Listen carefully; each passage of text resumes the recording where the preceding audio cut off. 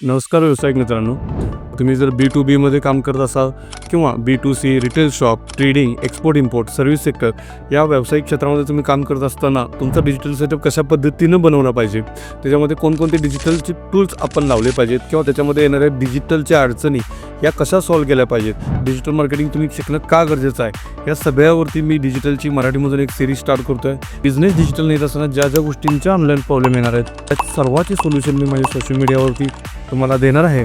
तर अशा पद्धतीनं जर तुम्ही तुमचा बिझनेस ग्रो केला तर याची नक्की हमी मी देतो की तुम्ही डिजिटलमध्ये चांगल्या पद्धतीनं ग्रो कराल. तर येणाऱ्या प्रत्येक व्हिडिओ मी तुम्हाला सांगत जाईन की कोणते डिजिटल टूल वापरले पाहिजेत मेटावरती तुमच्या बिझनेसवरती.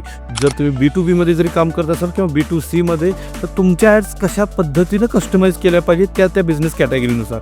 तर याची सगळी माहिती मी डिजिटली तुम्हाला देणार आहे. याची स्ट्रॅटेजी आपण कशा पद्धतीनं ॲड डिझाईन केली पाहिजे, ॲडचा सेट कसा केला पाहिजे, ग्राफिक डिझाईन कसं केलं पाहिजे, ब्रँडचं प्रमोशन कसं केलं पाहिजे. या बदलत्या तंत्रज्ञानामध्ये तुम्ही डिजिटल मार्केटिंग किंवा डिजिटल तंत्रज्ञानाचा वापर करून तुम्ही तुमचा पॅसिव्ह इन्कम किंवा तुमचा एक पार्ट टाईम इन्कम या डिजिटल तंत्रज्ञानाचा वापर करून नवीन व्यवसाय जनरेट करून नवीन व्यवसायाच्या शोध घेऊन तुम्ही कसे तुमचं एक पार्ट टाईम पॅसिव्ह इन्कम बनवू शकता याच्याविषयी सुद्धा मी तुम्हाला येणाऱ्या काही दिवसामध्ये काही बिझनेसेस सांगेन ज्यामध्ये भरपूर पद्धतीने तुम्ही डिजिटल तंत्रज्ञानाचा वापर करून एक तुमचा पॅसिव्ह इन्कम जनरेट करू शकताय किंवा त्याला पुढे जाऊन तुम्ही तुमचा प्रायमरी बिझनेससुद्धा बनवू शकताय.